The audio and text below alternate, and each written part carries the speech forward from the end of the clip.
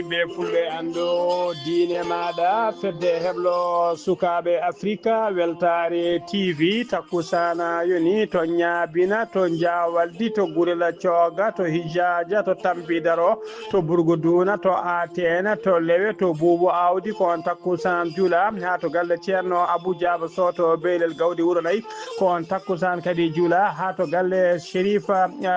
baboya to can kone ko taari ɗum kala ene jeeya e gardini kabaruji men to leydi Mauritanie ko avocat goto hanki e nder kay tribunal saaha kay ɓe gonno e ñawore ko ɗon tigui o woƴiti e leydi o ronda o nawa hôpital Cheikh Zahir ko ɗon o hawri ele dialla to leydi Sénégal hewɓe kay convocama yeeso dig woni division d' investigation criminelle halfinaɓe kay ko fate enquête ngaluji tawi ko ngaluji kewɗi jaltinnoɗi ko fate haɓade mborosa covid 19 nder leydi Sénégal to leydi Mali ko cumo kulɓinigu waɗi jamma hanki o to wiyete CMDT mo kucala kedde Afrique ma en jabbo musidɗo men Alassane Oumar Mbodja kabaruji men jolam jaɓeri ma en jaa ha to leydi Russie to leydi Israël to leydi Irak bisimilla mone ketki hotodirte joni joni piren patira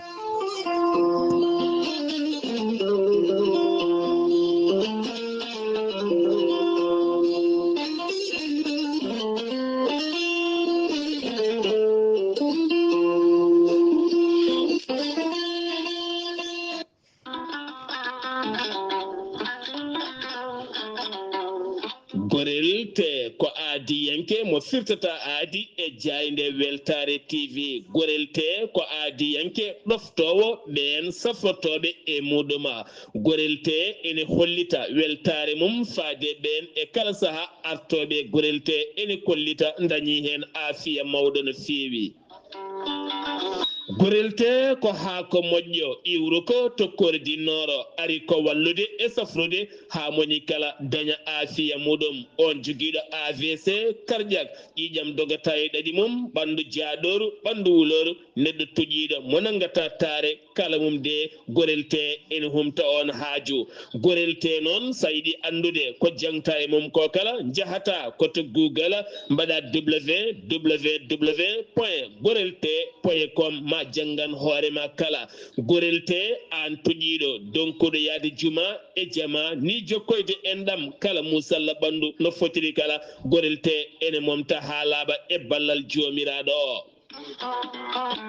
sa yiɗi jokkodirde e tongoɗe gorelte beele mbawa jokkodirde mabɓe Oumar Dia to Tambacounda 77 527 14 44 so tawi koto Bonji Salamata Ba 77 695 43 01 so tawi noon gonɗa koto Gawol ko Farmata Abdoulaye 77 150 70 61 so tawi noon gonɗa koto Guédiawaye Amadou Abbas Ka mbatta ko 78 313 89 28 so tawi noon gonɗa koto Thiès e ko taari ɗum kala jokkodirta koye Moussa Dia 78 860 76 68 so tawi noon gonɗa koto leydi Mali to wiyete Melga Mali jokkodirta koye Abdoulahi Diallo mbatta ko 00 223 72 49 30 07 so tawi noon gonɗa koto leydi France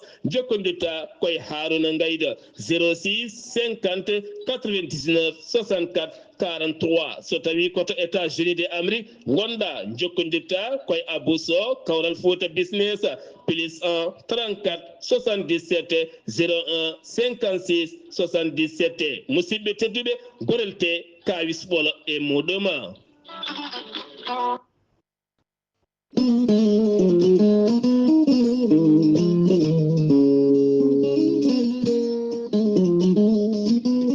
aadi bil aadi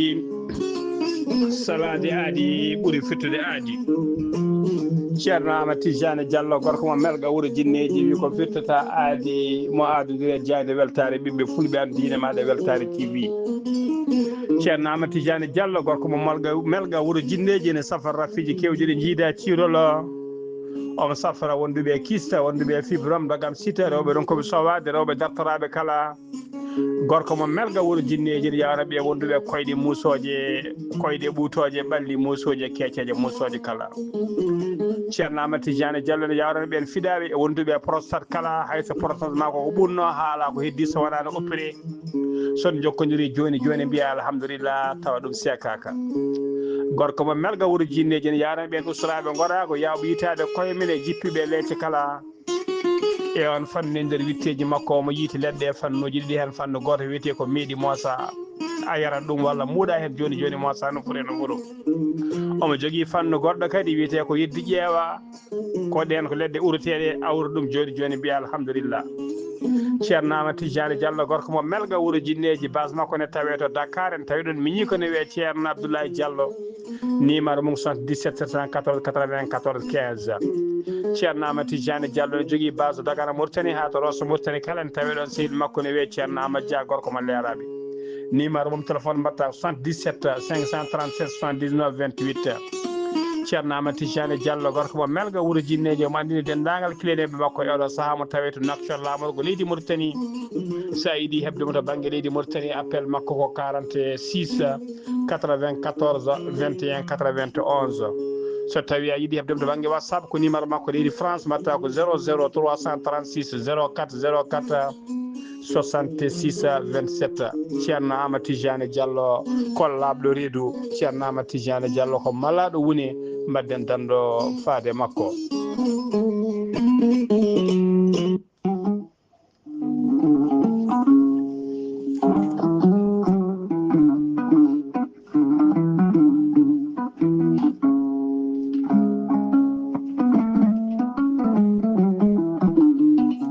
Mande Massa Keita ko gorko pullo hen banggue ko maliganke hen banggue Mande Massa Keita ko joom gandal jaadugal e nundal tawi kadi ko gandal memotogal gandal jirutogal guite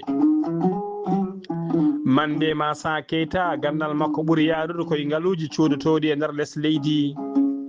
ko wayno jama ko wayno kanŋe bokside dendagal ngaluji codotoɗi e nder less leydi so tawi ko on fannu dillata jokkodire Mande Massa Keita joni ceeɗa e tampere ma ha laaɓa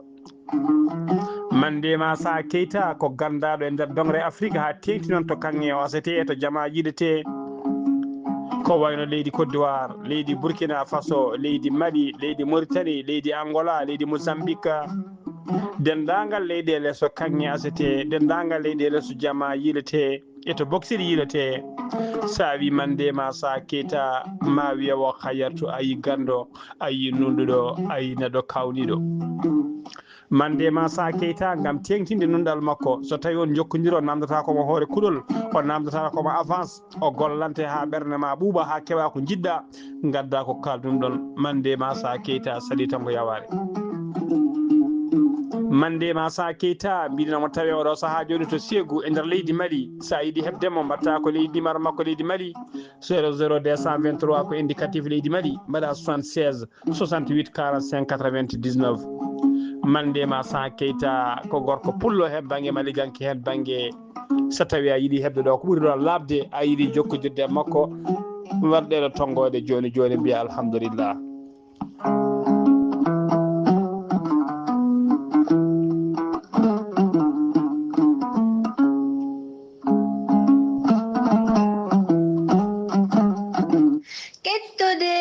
kaburuji mon e demgal pulaar Afrique, Asie,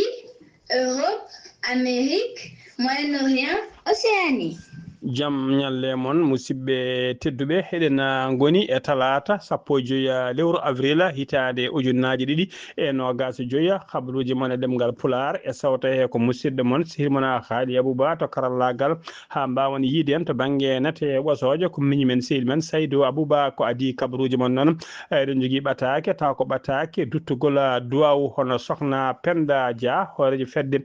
mijorde fulɓe windere e goomu juɓɓudi mijorde fulɓe fulɓe windere e fedde mijorde fulɓe windere no dijonno wondude Sokna Hadja Gaye e Demba Ndiol won Diol wondude e Jiberi Ndiol kamɓe kala noon eɓe e ɓesgu juudenaɓe kala kamɓe kala ɗo ɓe dijonno yantude e fedde heblo sukaɓe Afrique e gardogol ceerno Habou Diallo e fedde fulɓe Italie eɓe dutta du'awuji faade dendagal bandiraɓe e sehilaɓe kala guila duynoɓe e réseaux sociaux ji ha e noddunoɓe téléphone ngaji e wannoɓe message uji kala ha kadi yabbunoɓe koyɗe mumen mbawi arde tawtorede wirwirde ɗum noon ko caggal jottogol aduna musidɗo men sehil men biyetenoɗo Gori Diola Gomu noon sernaɓe mijorde fulɓe windere on didorno gardugol ceerno Abou Diallo ene rutta on duwaw ene wiya tan on jokki yandam yo Allah jokku balɗe mon yettiniɗo bataki o noon ko goomu juɓɓudi felɓe goomu juɓɓudi fedde mijorde fulɓe windere tawi koye ɗemgal Sokna Penda Dia kañum woni hoorejo fedde nde ha joni habruji men e ɗemgal Pulaar to leydi Mauritanie puɗorɗen to leydi Mauritanie avocat goto gonnoɗo e audience kay e nder palais de justice près de wilaya mo Nouakchott banguere o gonnoɗo kay e tawtorede procès ñawore taw ko ñawore dossier ko Fate Mohamed Wul Abdoul Aziz gonnoɗo hoorejo leydi Mauritanie on avocat noon biyetenoɗo maître Abdallahi Wul Menna ko kañum tigui hawri eladial altine hanki o sappo ina lewru avril hitande ujunnaje 2025 kono annama jiilol ni ɗum tigi woni ko heɓimo ko ɗon tigi to darino o woƴiti e leydi ko ɗon ambulance ƴettimo nawimo to hôpital Cheikh Zayde mintaji seeɗa o hooti e joomi ko arrêt cardiaque noon yoɓi fittanu makko ha joni ko leydi Mauritanie keddoɗen Mohamed Cheikh El Ghazouani hoorejo gendi Mauritanie o waɗi ɓatake tawi ko ɓatake félicitation e duwade faade hoorejo leydi Gabon hono Brice ɗaccon haqqe hono Brice Olingue Nguema keɓɗo kay polgo e ɗiɗo sumgoji taw sumgoji hoorejo leydi jubbinoɗi toon to Gabon omo wiya tan yo jogor jaam omo siftanamo kadi leydi Mauritanie ha joni ene paari kay jokkodiral mo moƴƴal hakkude muɗum e leydi Gabon ha joni ko leydi Mauritanie keddoɗen caggal nde gouverneur uji mbadduno batu mene Mohamed Cheikh El Ghazouani hoorejo gendi ndi altine hanki one ɓe joddi koya hoore jagorɗe hono Moukhtar Wul Ndiaye hoore jagorɗe laamu leydi Mauritanie to salon de réunion primature to Moukhtar Wul Ndiaye noon erima gouverneur uji ɗi kala e nder batu hen ɓe ɓeydo tigui darde mabɓe ɓe ɓeydo tinnare mabɓe ɓe ɓeydo kadi attade population haɓe mbawa yettinde podoje ɗiɓe jogui leydi ndi e jamiroje hoorejo leydi ndi tottiɓe ɗi ha joni habaruji men e demgal Pulaar to leydi Mauritanie ha joni keddoɗen gendarmerie nationale halfinaɓe nden ka e kisal muqatade kifa ɓe nangi yimɓe ɗiɗo tawi ko jeeyaɓe kay yimɓe ɗiɗo noon e nder sagataɓe jono tumaɓe kay wannoɓe agressé woni yannoɓe debbo goto tawi ko jangguinowo école e yeeso galle mum ɓe piimo piggal musgal no feewi enquête o ne jokki noon beele tato heddiɓe en ene mbawa yitede ɓe nangue ɓe gañimo noon ɓe gañimo hen no feewi saabu kay caggal nde ɓe jenno e makko kay o ɓen yen yaade to suudu safroɓe o woni toon ha fodde yontere kay e safuruji mabɓe ko sagataɓe joyo noon janno e makko piimo piggal muskal no feewi tawi kadi ko yeeso galle makko jagorgal leydi Mauritanie kalfinaɗo ko fate jangde o holliri hen mette makko mawde no feewi on namdima kadi nde enquête jaƴƴo waɗete hen ɓeɗeɗo gueɗe enen ndewde lawol gueɗe mbaɗe ni kadi mbeɗen dokko e nder riidi hen debbo gañiɗo hen noon piyaɗo o wiyete ko Melhana Mintou Mohamed Abdel Wahab jangguinoɓe école aji kewɗi ha tengti noon tawateɓe on diwan kolliri hen kañumen mette mumen no feewi ha joni ko leydi Mauritanie keddoɗen fedde sagataɓe tawi ko fedde sagataɓe tawi ko hewɓe kay gollotoɓe e société nationale do woni SNDE société kalfinaɗo ko fati ndiyam e nder Nouakchott ɓe mbaɗi tigui ɓe bindi batake mabɓe dariɗo faade Moukhtar Wul Ndiaye hoore jagorɗe lewmu leydi Mauritanie hollirde kay wullitade hollirde mette mabɓe faade directeur mabɓe ɓe kolliri noon wonde directeur o ɓe kolliri kay directeur o ene heewi directeur mabɓe o ene hutoro tigui ko wiyete heedagum e jingguere mawde no feewi e wadde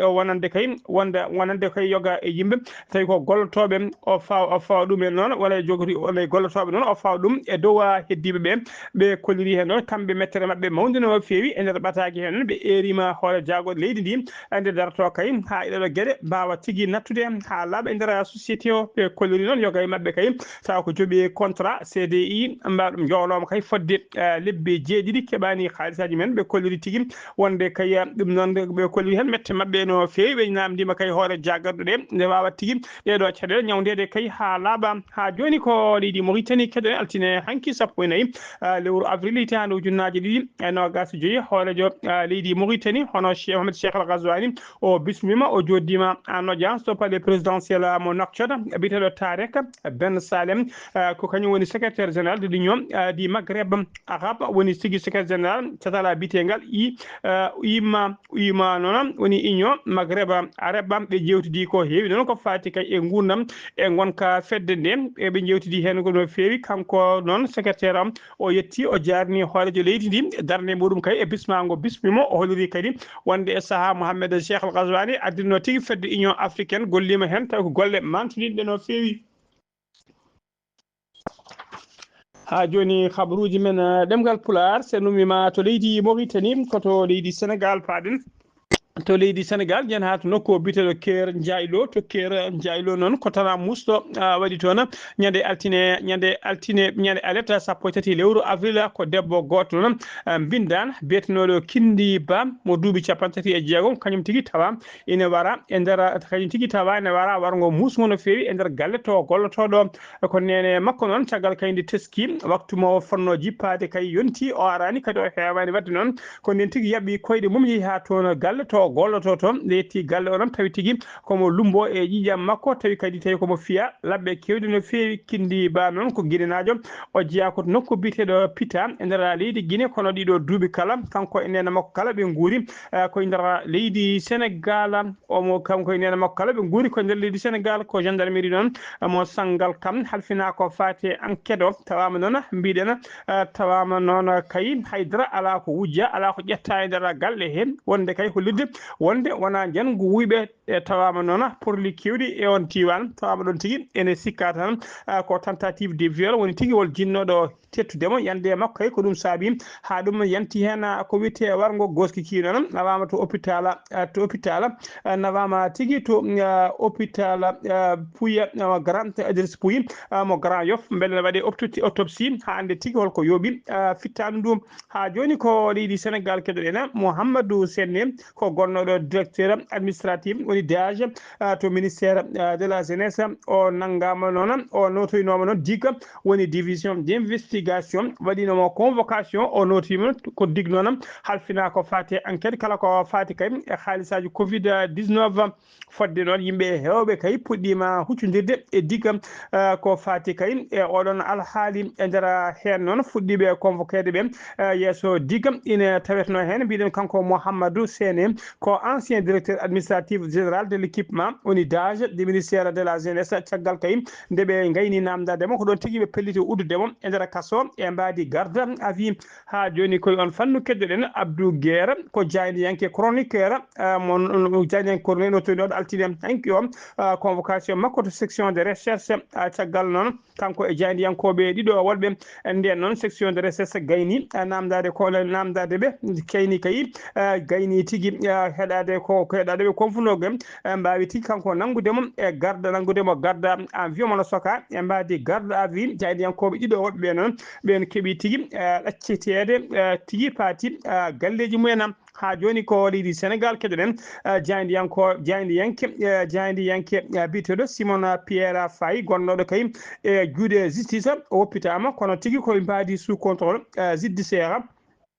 joni noon koye mbaɗi ko sous contrôle judiciaire ko wayno kay oɗo saaha joni kay o ɗaccetaka ha laaɓi kay o fati galle makko kono e kala saaha omo foti notoyade justice leydi ndi kala nde sohlimo foti notoyade kadi o wawata yaltude leydi ndi so wona tawi koye dow yamiɗon ko janiyanke noon kanko woni rédacteur en chef Sen TV e Zig FM kala o golloto noon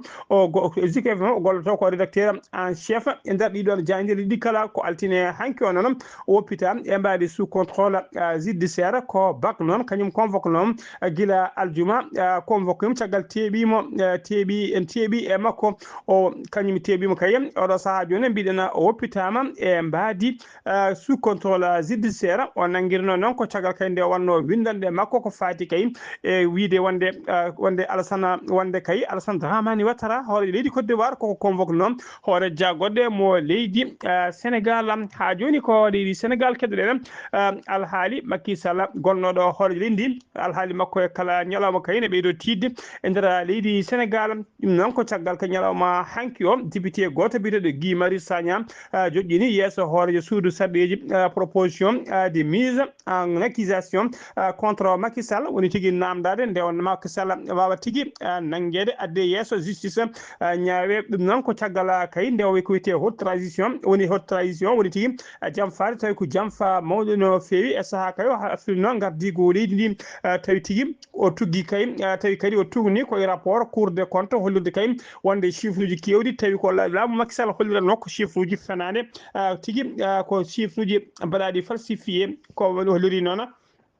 wonde kay gila ko faati dette publique mo leydi Sénégal rewte ha ko faati tigi e ngaluji kewɗi ɗi Macky Sall haalanno te cour de compte holliri ɗum fof ko fenade saabu kay ɓe kolliri e oɗo saaha joni ñamade ko wiyete dette publique leydi Sénégal ene qiime ha kene wona 100% tawi ko PIB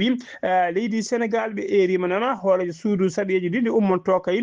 procédure ko ɓuuri yawde e yaccade beele Macky Sall kay ne wawa noddede daro yeeso justice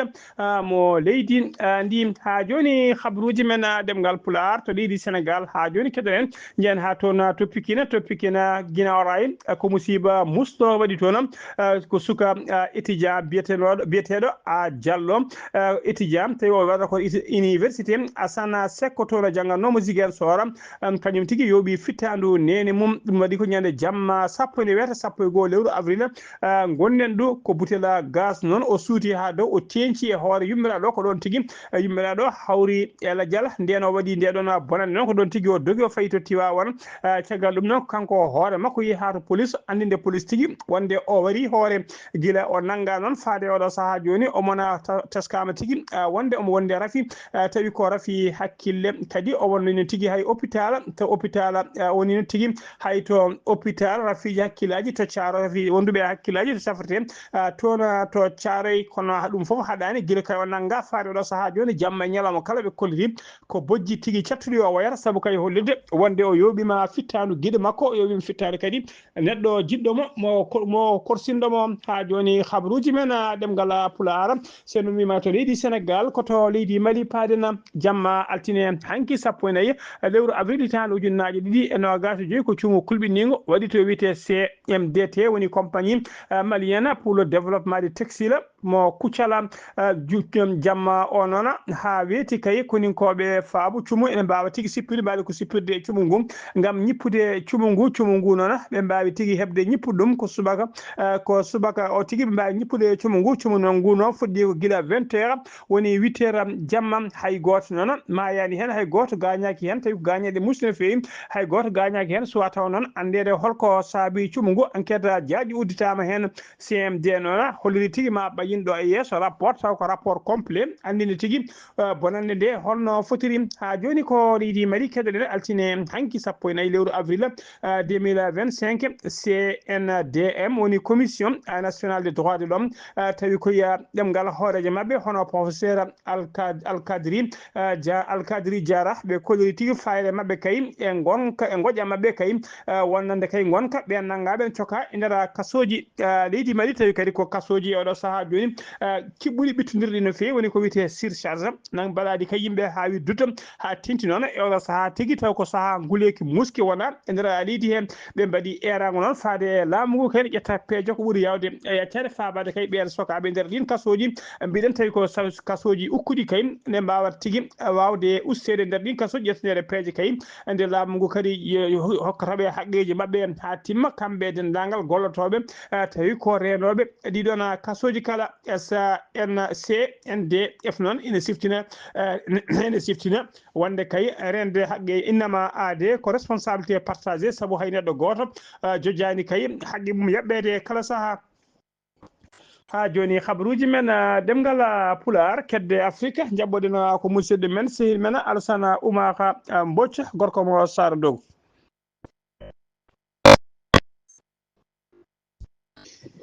en calmitima Ghali Abouba en calmini dendagal hettiyankoɓe Ayawo TV kaburi men ɓuuri tendude e dogre afrique e ñalawma hande o puɗɗoɗen ko leydi Mali toon dey ɓen militaji de mouvement ko fati hono deƴal to leydi hono Mali to noddirteɓe hono MPPM ko landa kadi landa lunɗo sadi kamɓe dey ene wayno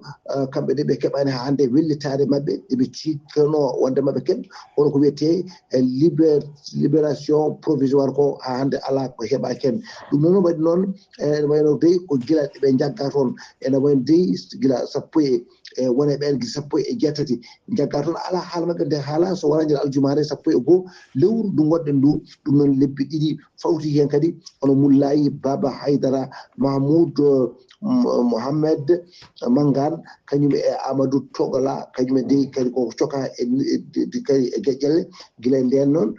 ene wayno dey kadi ko gueɗe musɗe ɗe batte toon gila e piggal gila ni e gueɗe gonɗe ɗo gueɗe ɗum noon ko cekal nde laamu ngu wi wonde koɓe kaɓe waɗɓe kay haɓɓere mabɓe aɓe kaɓo laamu ngu ko ɗum noon waɗiɓe kay hono jagguede toon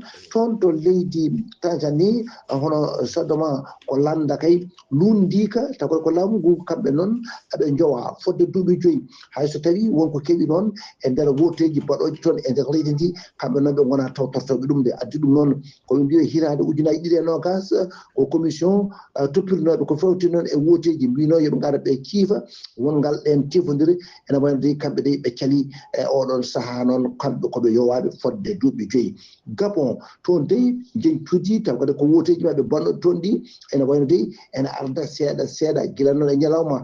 hanki o ene dey eko tegti ko wattidi arde ko kam ene wayno ko bisikolonkere Olingue Nguema kanko pullinoɗo Ali hono bongo o ko on tigui Allah rokki taw kadi ko polgu dañi 90 piccal 35 e nder a temedere ɗum noon ko oɗon e oɗo saaha yakora ko kañum woni taw kadi ko gardiɗo taw kadi ko leydi ndi RDC Congo to banggue funnangue leydi ndi e wonde ko deejere arti toon guila 12 lewru ndu gonɗen ndu e nder capital to banggue noon hirnangue kiw caggal kay nde jamma kay nde ɗum kadi mbaldi kadi toon to Goma e kadi e tiruji woni ɗin kadi e nangge ɗum noon e wayno toon to gouverneur mo région taw kadi ko on taw groupe kadi politico militaire noddirteɓe hono AFC M23 ko kañum en de mbawi hono bayyinde mbi wonde diwti sembeji leydi Congo woni FARDC ɗum noon caggal kay e wallodiɓe mabɓe Vazalando ɓe noon ɓe mbi noon FARDC wondi kay wi wonde koɓe kaali ko wona gonga wonde kay ɓe wiide wonde ɓe diwtiɓe ɗum noon wona hunde e deñgue e noppi no fewi ɗum noon tan ko bolnu tan haqqillaji taw kadi ko ɓen heɗotoɓe e ƴeewoɓe koɓe kadi nangodirta ko Ghali Abouba ko ɗum de tonguɗen habaruji men e dongre Afrique e ñalawma hande o taw wonno koye dande musidɗo moon Alassane Oumar Mbodj gorko mon Sara Dogo ngam weltare Ayawo TV. Alassane Oumar Mbodj golle ma jooɗi peewi ko an uddi kabruji men e nder dongre Afrique takkusan juulama ha to galle ceerno Amadou Daf to Mbout ko on takkusan juula ha to galle ceerno Baba Gouro Ba to likseɓe ko taari ɗum kala kabruji men ɗemgal Pulaar koto leydi Russie paaɗen tribunal mo Moscou ñaawi talata hande o 15 avril jaydiyankoɓe nayo ɓe taƴanama mone mabɓe kala lelo duuɓi 5 e feccere e nder kaso ɓe ñawira noon ko jokkodirde kay e organisation tawi ko organisation mo Alexis Navalny ko lundiyanke ngana wonno e nder leydi he cankinoɗo e nder kaso koto leydi Israël paaɗena armée leydi Israël holli tigui wonde ɓe mbaɗi goto e mawɓe Hezbollah woni en chef de Hezbollah e nder bombardement mabɓe mo mbaɗi to worgo leydi ndi e ɗum noon ko talata hande o 15 lewru avril koye ardiɓe opération spéciale de Hezbollah ko on tigui woni woni moɓe itti fittade mum na koto leydi Irak paadena to hakkunde e to worgo Irak tiskam toon tigi ko wempeƴere hendu tawi ko yaadude leydi no feewi kañum tigi woni ko mabɓe ɗum saabiɓe noon yimɓe hewɓe keeɓi hen rafiji fodde ujunnaje tato e temedde jeeɗiɗo neɗɗo keeɓi hen rafiji tawi ko rafiji fofango woni tigi rafiji fofango ha mbawi antirde e nder cuuɗi cafriɗi koto leydi France udditen kabaruji men teskama tigi kasoji kewɗi e nder leydi France kasoji kewɗi kay mbaɗama janguji ɗi hen ko autoji duppa ɗi hen kadi ko gueɗe bedda e nder mumen ɗum kanƴi foof kadi waddi koye saaha goto ene sikka noon ko hunde yuɓɓinade tawi kadi ko fewjidade e laamu ngu noon holliri tigui ma udditi hen doskugoji jaaƴino feewi musidɓe tedduɓe kasi ha laaɓi ceera ko ɗum ɗo wonno komin tonga noon habaruji moon e ɗemgal Pulaar e sawte he ko musidɗo moon Seydou moon haali Abouba to karallagal ha mbawon yiide min to banggue nateɓo soje ko Saydou Abouba ketki malaki jaam yo jaam Allah jogoyo